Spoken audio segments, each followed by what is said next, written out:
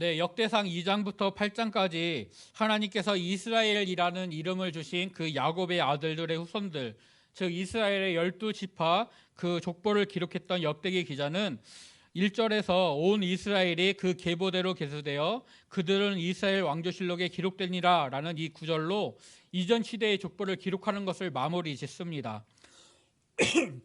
그리고 이어서 포로에서 돌아온 백성들의 명단을 레위 지파를 중심으로 하여서 기록을 하고 있습니다. 그것을 기록하면서 이제 유다 백성들이 하나님께 범죄하여서 그들이 포로로 잡혀갔었다라고 말씀을 하고 있습니다. 남유다 왕국은 다윗의 후손들이 왕이 되어서 다스렸지만 그 가운데에는 다윗의 길을 따르지 않고 하나님께 범죄한 왕들도 많이 있었습니다.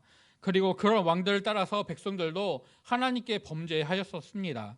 이렇게 유다의 범죄함으로 말미암아 백성들은 바빌론에 포로로 사로잡혀 끌려갔었고, 하지만 하나님의 정하신 때가 되자 그들은 하나님의 은혜로 다시금 가나안 땅으로 돌아올 수 있게 되었습니다. 2절에서는 포로에서 돌아와 그 성읍에 처음으로 거주한 백성들, 즉 예루살렘에 정착한 백성들의 이름을 이제 말하게 됩니다. 제사장들과 레위 사람들과 느디님 사람들이 처음으로 정착하였다라고 말씀하고 있는데요. 역대하 36장 23절에는 고레스 왕이 이스라엘 백성들에게 내렸던 칙령이 기록되어져 있습니다. 바사왕 고레스가 이같이 말하노니 하늘의 신 여호와께서 세상 만국을 내게 주셨고 나에게 명령하여 유다 예루살렘의 성전을 건축하라 하셨나니 너희 중에 그의 백성된 자는 다 올라갈지어다. 너희 하나님 여호와께서 함께 하시기를 원하노라. 이렇게 고레스 왕이 칙령을 내려서 하나님이 나를 세계 만방의 왕으로 세우셨고 이스라엘 백성들을 돌려보내서 하나님의 성전을 건축하게 하셨다라고 하면서 이스라엘 백성들을 돌려보내고 그들로 하여금 성전을 건축하라고 명령을 내리게 됩니다. 즉 포로에서 돌아온 백성들은 바벨론의 느부갓네살 왕에 의해서 무너졌던 성전을 다시 재건하려는 목적을 가지고 가나안 땅으로 돌아오게 되었습니다. 그래서 처음 그 땅에 돌아온 백성들의 대부분이 성전과 관련되어 있는 제사장들, 레위 사람들, 그리고 느디님 사람들을 통하여서 성전에서 봉사하는 사람들, 성전과 관련되어져 있는 사람들이 돌아오게 된 것은, 이렇게 구성된 것은 당연한 것으로 보입니다. 여기서 느디님 사람이라는 것은 주어진 자라는 뜻입니다. 주다라는 뜻을 가진 히브리어 나탄에서 파생된 말입니다. 성전 봉사를 위해서 주어진 노예들을 가리키는데요. 이들은 성전에서 번제에 필요한 나무들을 쪼개고 또 물두멍에 필요한 물을 길어서 나르는 등 주로 허드렛 일을 감당하였습니다.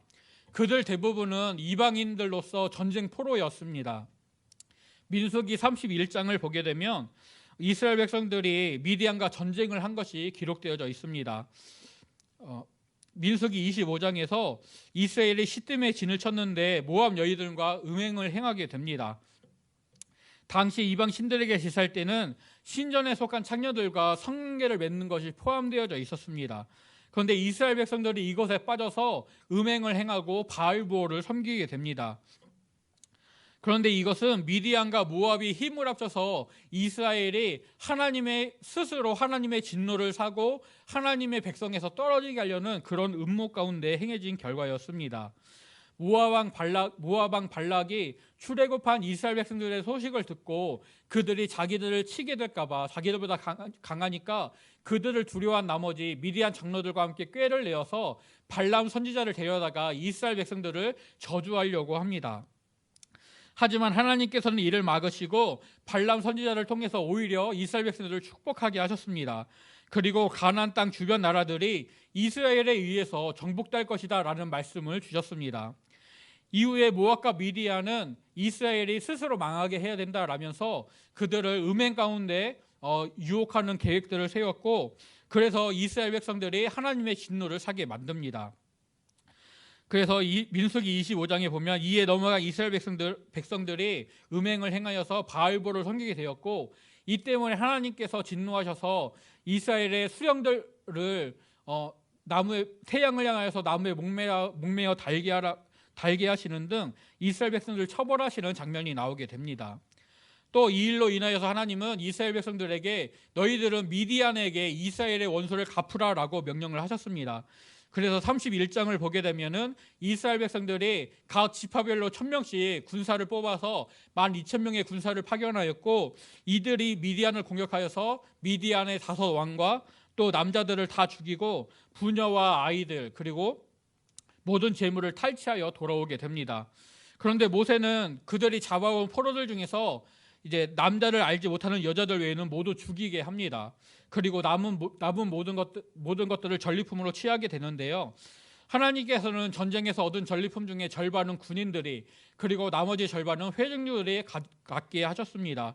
그리고 군인들이 받은 전리품 중에서 500분의 1을 하나님께 예물로 바치게 하셨는데, 이때 포로에서 잡혀온 사람들 중에 36명의 사람들이 하나님께 바쳐집니다.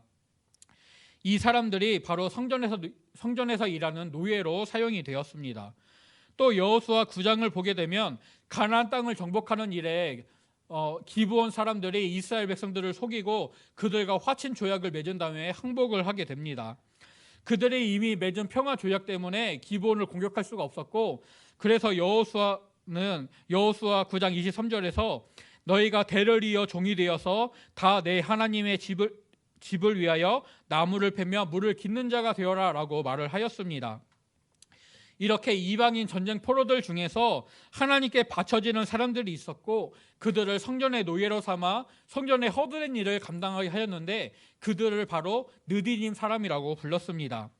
에스라서 2장 43절부터 54절을 보게 되면 포로에서 돌아온 백성들의 명단을 언급하는데, 이때 느디님 사람들의 가문을 언급하면서 35개 가문의 느디님 사람들이 가나안 땅 예루살렘으로 돌아와서 그 성에 거주하였다라고 말씀을 하고 있습니다. 3절에서 포로에서 돌아온 백성들이 레위 지파와 유다 베냐민 지파 그리고 에브라임과 므낫세의 자손들이었다라고 말씀을 합니다. 그 중에서 예루살렘에 정착한 백성들은 유다와 베냐민 사람들의 지도자였는데요. 4절부터 9절에 그 이름들이 기록되어 있습니다. 각 가문의 우두머리의 이름을 대표를 기록을 하면서 유다 지파는 690가문에서 그리고 베냐민 지파는 956가문에서 사람들이 예루살렘에 정착을 하였다라고 말씀을 합니다. 즉 포로에서 돌아온 백성들이 많이 있었고, 그 중에 이 가문의 사람들이 예루살렘에 정착하여서 성전을 짓고 또 예루살렘 성을 수호하는 그런 일들을 행했다는 것을 우리에게 알려주는 말씀입니다. 에스라서 2장을 보게 되면 바벨론에서 고레스 왕의 칙령으로 귀환한 백성이 42,360명이고 남종과 여종이 7,337명, 그리고 노래하는 자가 200명이었다라고 말씀을 하고 있습니다. 이들이 1차로 포로에서 귀환한 백성들이고, 학사 에스라와 함께 2차 귀환한 백성들이 1,754명이었습니다. 그리고 느헤미야가 총독으로 부임하면서 정확한 수를 알 수 없는 이스라엘 백성들이 3차로 귀환을 하게 됩니다. 느헤미야 11장에서는 포로에서 돌아온 백성들이 10분의 1은 예루살렘에 정착하기로 하고, 나머지 10분의 9는 각각의 성읍에 흩어져 살았다라고 말씀을 하면서 다른 성읍에 거주하는 백성들이 예루살렘에 정착하기로 자처한 자들에게 그들을 위하여 축복하였다라고 말씀하고 있습니다. 그러면서 예루살렘에 거주한 백성들의 명단을 언급하는데, 그 명단이 본문에 있는 명단과 이름이나 철자가 조금씩만 다를 뿐 본문의 기록과 그 이름의 내용들이 같게 나오고 있습니다. 이렇게 포로에서 약 5만여 명의 백성들이 1차로 포로에서 귀환하였고, 그 중에 만여 명 제사장들 가문과 유다와 베냐민 지파의 그런 가문들을 통하여서 약 3,500여 가문들, 그러니까 그곳에 딸려 있는 식구들까지 하면은 10,000에서 20,000여 명으로 추정을 하게 되는데요. 그 정도 숫자의 사람들이 예루살렘에 정착하여서 성전을 짓고 또 그 성에서 살아가는 포로 귀환 이후 시대의 삶을 살아가게 됩니다. 근데 오늘 말씀에 보면 예루살렘에 정착한 유다와 베냐민 지파를 합하게 되면 1,646가문입니다. 그런데 13절에서는 제사장들이 두 지파를 합한 것보다 많은 1,760가문이 예루살렘에 정착하였다라고 말씀하고 있습니다. 포로 귀환의 목적이 고레스 왕의 칙령을 따라 하나님의 성전을 재건하는 것이었기 때문에 그 일을 담당할 제사장들과 레위인들이 많이 돌아와서 예루살렘 성에 성전을 짓는 일에 동참하였다라는 것을 알려주고 있습니다. 또 역대기 기자는 그들이 하나님의 성전의 임무를 수행할 힘 있는 자다라고 표현을 하고 있습니다.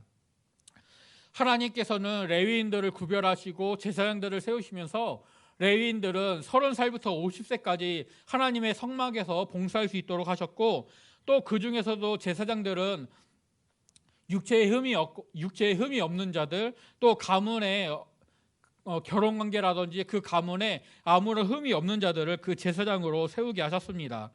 즉 하나님이 정하신 규례에 따라 그 결격 사유가 없이 성전의 임무를 정확히 수행할 수 있는 제사장들의 수가 아주 많이 있다라고 하는 것은 포로에서 돌아온 이스라엘 공동체가 하나님의 성전을 재건하려는 그 목적 가운데 또 하나님의 말씀을 배우고 하나님의 말씀을 살아내는 그 신앙 공동체로 세워져야 한다라는 것을 우리에게 간접적으로 보여주고 있습니다. 이어서 14절부터 34절까지는 예루살렘에 정착한 레위인들의 이름을 언급합니다. 그 중에 17절부터 27절까지 성전의 문지기들에 대해서 말씀하고 있는데요. 먼저 출애굽한 이스라엘 백성들은 회막을 중심으로 진을 치고 살았습니다. 그리고 회막과 이스라엘 백성들의 장막 그 중간에 레위인들이 진을 쳐서 이스라엘 백성들이 회막에 함부로 접근하는 것을 막았습니다. 앞에서 말씀드렸던 민수기 25장의 음행 사건에서 하나님께서는 모세에게 백성들의 수령들을 잡아서 태양을 향해 목매어 달아 죽이라라고 명령하셨고, 모세는 백성들 중에 바알볼에 가담한 모든 자들을 죽여라라고 명령을 내리게 됩니다. 이 때문에 이스라엘 온 회중이 그들을 처형하고 큰 슬픔에 사로잡혀서 회왕문 앞에 모여서 울고 있었습니다. 그런데 그때 시므온 지파의 지도자 중 한 사람인 시므리가 미디안 여인을 데리고 백성들 앞을 지나가 자기 장막에 들어가서 그녀와 함께 음행을 행하려고 합니다. 이것을 본 대제사장 아론의 손자 비느하스가 창을 들고 따라가서 그들을 죽였고, 그때 하나님이 이스라엘 백성들에게 내리신 연병의 재앙이 그쳤다라고 말씀하고 있습니다. 민수기 25장 11절 말씀을 보게 되면 하나님께서 비느하스를 축복하시면서 비느하스가 내 질투심으로 질투하여 이스라엘 자손 중에서 내 노를 돌이켜서 내 질투심으로 그들을 소멸하지 않게 하였도다라고 하시면서 비느하스와 그의 후손에게 영원한 제사장의 직분을 약속해 주셨습니다. 역대기 기자는 이 비느하스가 성막 문들을 지키는 일을 맡은 레위인들을 거느렸다라고 말씀하여서 이 문지기의 직무가 아주 중요하다라는 것을 강조하고 있습니다. 하나님께서는 거룩하시고 그 거룩하신 하나님 앞에 나아가는 자들은 또한 하나님의 말씀으로 하나님의 율법을 순종함으로 그들이 거룩한 삶을 유지해야만 했습니다. 즉 하나님께 나오는 자들은 더러움이 조금 더 있어서는 안 되고 부정함을 완전히 제하여 버려야만 했습니다. 문지기들은 이런 부정함이 정결하신 하나님의 전에 침투하는 것, 정결하신 하나님을 오염시키는 것들을 막는 중요한 일들을 감당했습니다. 그리고 포로에서 귀환했을 때 이 귀한 일들을 감당하는 문지기들이 모두 212명이었고 그들이 순서에 따라서 성막의 동서남북 사방 문을 지키면서 그 성전을 지켰다라는 것을 우리에게 알려주고 있습니다. 그리고 28절부터 34절에서는 문지기 이외에도 레위인들이 맡아 봉사했던 업무들을 소개를 해주고 있습니다. 그들은 제사 도구를 맡아서 관리하는 사람, 또 하나님께 드릴 제물들을 관리하는 사람, 또 하나님께 드릴 향기름을 만들고 또 소재의 제물로 드릴 전병을 굽고 하나님께 드릴 떡을 맡아 진설하는 사람들이 있었습니다. 또 찬송하는 자들이 있었는데 그들은 주야로 하나님을 찬송하는 자기 직분에 전념하였기 때문에 다른 일들은 맡지 않고 그 찬양하는 일에 전념하여서 하나님께 온전히 예배했다라는 것을 우리에게 알려줍니다. 이렇게 성전을 재건하기 위하여서 예루살렘에 정착한 일반 백성들의 지도자들, 또 제사장과 레위인과 느디짐 사람들의 명단을 통해 역대기 기자는 하나님의 일을 맡은 사람, 하나님의 부르심을 받은 사람들이 있다라는 것을 우리에게 알려줍니다. 특별히 이스라엘에서는 혈통을 따라 계승되는 그 제사장과 레위인들을 통해 하나님을 섬기는 일이 맡겨졌습니다. 하지만 그 혈통이라고 해서 모두가 그런 일들을 했던 것은 아닙니다. 하나님이 정하신 혈통 중에서도 하나님이 정하신 자기 요건들에 맞아야지만 하나님을 섬기는 일을 온전히 감당할 수가 있었습니다. 육체의 흠결 여부나 아니면 일을 감당할 수 있는 나이의 제한 등이 주어져서 그것들을 바로 지켜야만 했습니다. 그리고 이 말씀들에 온전히 순종하는 헌신된 사람들을 통하여서 포로에서 돌아온 백성들이 성전을 짓고 또 바른 신앙 공동체를 세워나가는 그런 믿음의 삶을 살아가게 됩니다. 역대상 1장부터 족보들을 쭉 살펴보면서 하나님은 역사를 주관하시는 신실하신 분이시며 또 자기 백성들을 지키시고 돌보시는 분, 또 실수하지 않으시는 주권자 하나님이심을 확인하였습니다. 또 백성들에게는 순종을 요구하시면서 그들에게 믿음을 요구하신다는 것도 되새겼습니다. 족보를 통해 이스라엘의 지나간 역사가 그려지게 되고 그 가운데 백성들은 하나님의 말씀에 온전히 순종해야 된다, 이 언약을 반드시 지켜야 된다라는 그런 것을 결단하게 됩니다. 이것이 하나님과 이스라엘 백성들이 맺었던 언약이고 백성들이 하나님께 보여드려야 될 당연한 반응이었습니다. 그들이 맺었던 언약대로 하나님의 말씀을 따르고 하나님만 섬길 때에는 그들이 하나님의 약속하신 복을 누리게 되었지만 믿음 위에 서지 못하고 불순종하면서 범죄하게 됐을 때 그들은 하나님의 심판을 받고 하나님의 진노를 사게 되었습니다. 오늘 말씀 1절에서도 유다가 범죄함으로 바벨론으로 사로잡혀 갔다라고 말씀하여서 하나님과의 약속을 지키지 못한 백성들이 자기들의 행위대로 하나님의 심판을 받았다라는 것을 우리에게 알려주고 있습니다. 야곱의 첫째 아들은 르우벤이었습니다. 하지만 그는 자기 아버지의 아내와 동침하여 그 침상을 더럽혔고 이 죄악 때문에 장자의 명분을 잃어버리게 되었습니다. 르우벤이 서모 비라와 동침한 것은 명문화된 율법이 주어지기 이전이었지만 하나님의 사람들이 살아내야 되는 기본적인 윤리 도덕조차도 지키지는 못한 악한 일이었습니다. 그래서 이 장자의 명분은 요셉 지파에게로 넘어갔고 하나님이 택하신 이스라엘의 주권자는 유다 지파에서 나오게 되었습니다. 또 하나님께서 유다 지파의 다윗을 이스라엘의 주권자로 세우시기 이전에 베냐민 지파의 사울을 그들의 첫 번째 왕으로 세워주셨습니다. 하지만 사울은 하나님의 말씀을 버리고 사람들의 말을 따르면서 자기 스스로 왕이 되려고 하였고 결국 하나님의 버림을 받게 됩니다.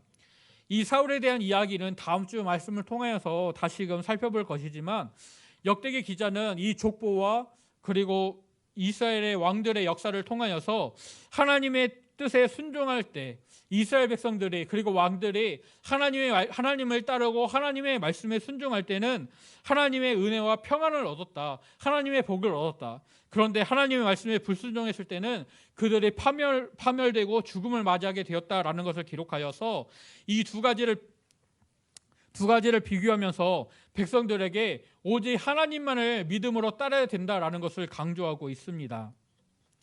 에스라서와 느헤미야서에 나타난 포로에서 귀환한 백성들의 삶에서 공통적으로 나타나는 것은 포로에서 돌아온 이스라엘 백성들이 하나님만을 온전히 섬기고 하나님의 말씀을 온전히 따라가는 삶을 살아가는 것이 아니라 자기들이 살아오던 방식대로 주변의 문화에 젖어서 살아간다라는 것입니다. 삶의 편의를 위해서 이방 민족들과 결혼 동맹을 맺고 또 자기들의 이익을 따라 고리대금을 하기도 하고 약한 자들, 가난한 자들을 핍박하기도 합니다. 이런 악함들 가운데 에스라와 느헤미야는 백성들의 회개를 촉구하면서 그들이 하나님의 거룩한 백성으로서 공동체를 사랑 가운데 세워야 한다는 것을, 또 그들이 하나님의 말씀을 바로 알고 그 말씀을 철저히 지켜야 된다는 것을 강조합니다. 역대기 기자도 이 족보를 통해서 백성들을 신실하게 지키시는 그 하나님을 가르치고 알려주면서 백성들도 하나님과의 약속에 신실하게 지켜야 된다, 하나님의 말씀을 신실하게 반응해야 된다라는 것을 알려주고 있습니다. 그들의 조상이 하나님을 버리고 우상을 섬겼을 때 그들은 하나님의 약속하신 그 은혜에서 떨어지게 되었고 하나님의 약속의 땅 가나안 땅에서 이방 땅으로 쫓겨나게 되었습니다. 이제 하나님의 은혜로 가나안 땅에 다시금 돌아왔습니다. 하나님께서는 고레스 왕을 통하여서 성전을 재건하라, 성전을 건축하라라고 명령하셨고, 포로에서 돌아온 백성들은 이 명령에 순종하고자 제사장과 레위 사람들과 느디dim 사람들을 중심으로 예루살렘에 정착하여 하나님의 성전을 건축하려고 합니다. 물론 에스라서 말씀이나 학개 선지서나 스가랴 선지서 말씀을 보게 되면 성전을 짓는 일에 여러 가지 방해를 받았고, 성전을 짓는 일이 약 15년간 멈춰 있었던 일도 있습니다. 그들의 삶은 여전히 어려웠고 힘들었고, 하나님의 성전을 짓고자 하는, 하나님의 명령에 순종하고자 하는 일에도 여러 가지 어려움과 박해가 있었습니다. 하지만 하나님께서는 그들을 끊임없이 돌아보셨고, 결국 그들을 통하여서 하나님의 성전이 건축되고 하나님을 향한 온전한 예배가 회복되게 만들어 주셨습니다. 그리고 에스라와 느헤미야를 통하여서 이스라엘 백성들은 하나님과 언약을 세우면서 우리가 성전을 관리하고 제사를 드리는 일을 맡은 제사장과 레위인들을 온전히 섬기겠습니다. 또 성전을 위한 세금을 내도록 하겠습니다. 우리가 하나님 말씀에 전심으로 순종하는 믿음의 삶을 살겠습니다 라고 결단을 하게 됩니다. 하나님만 믿고 섬기는, 또 그 말씀에 온전히 순종하는 신앙 공동체로 세워지기를 결단하고 그것을 위해서 살아가게 됩니다. 포로에서 돌아온 이스라엘 백성들이 예루살렘 성전을 재건하고 하나님을 예배하는 것, 또 그 말씀에 순종하는 것을 중심으로 했기 때문에 예루살렘에 정착해서 성전을 재건하고 또 성전에서 하나님께 봉사하는 일을 맡은 제사장과 레위인들의 명단, 그리고 그 맡은 일들을 오늘 9장 말씀을 통해 자세히 말씀해 주고 있습니다. 하나님이 세우신 법도에 따라서 제사장과 레위인들이 하나님을 섬겨 일을 하게 되고, 또 레위인들이 자기에게 맡겨진 직무를 충실히 감당하게 될 때 백성들의 삶 또한 위에서 흘러내려오는 그 은혜를 통하여서, 위에서부터 내려오게 되는 그 순종의 본을 통하여서 하나님의 은혜 안에서 말씀에 순종하게 되는 귀한 은혜 가운데 세워지게 될 것입니다. 이 신앙의 지도자들이, 그리고 백성들이 그들의 조상들처럼 하나님께 범죄하지 않고 맡은 바 직무를 잘 감당하면서 하나님을 온전히 예배하고 하나님의 윤리와 법들을 배우고 그것에 온전히 순종한다면 백성들의 삶은 하나님의 은혜로 충만하여서 그들의 어려웠던 삶이 변화되어지고 하나님의 온전한 백성으로, 하나님의 제사장 나라와 거룩한 백성으로 세워지고 변화될 것입니다. 역대기 기자는 이것들을 강조하고 있습니다. 하나님이 정하신 규례와 법대로 순종하는 헌신된 믿음의 사람들을 통해 이스라엘 백성들이 하나님의 백성이라는 정체성에 맞는 공동체로 세워질 수 있다. 포로에서 돌아오게 된 제사장들, 레위인들, 수많은 사람들을 통해 성전이 건축되어지고 우리가 신앙 가운데 세워지고 있다. 이것에서 떠나서는 절대로 안 된다라는 것이 역대기 기자의 족보의 기록을 통하여서 알려지고 있습니다.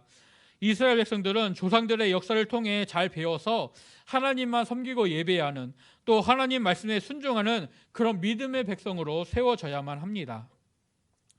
이스라엘에서는 특정한 지파 사람들만, 특정한 혈통에 특정한 자격을 갖춘 사람들만, 이렇게 정해진 사람들만 하나님의 일을 감당하고 하나님을 섬기는 일을 할 수가 있었습니다.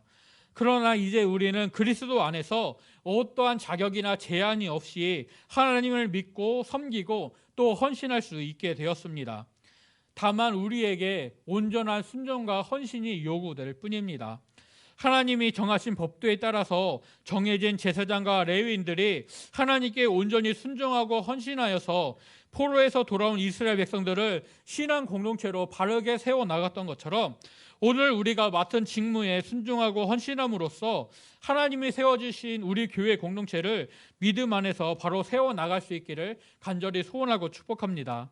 예배나 교회에서의 생활만이 아니라 우리의 가정과 직장 등 우리의 일상생활에서, 우리 삶의 모든 영역에서 이렇게 주님을 기여하고 주님의 말씀에 온전히 순종할 수 있는 저와 성도님들이 될 수 있기를 간절히 소원하고 축복합니다. 우리가 먼저 믿음 안에서 온전히 순종하며 헌신된 자로 나아가게 될 때 우리를 통하여서 우리의 공동체가, 또 우리의 직장이, 우리의 가정이 믿음의 가정으로, 믿음의 공동체로 변화될 줄로 믿습니다.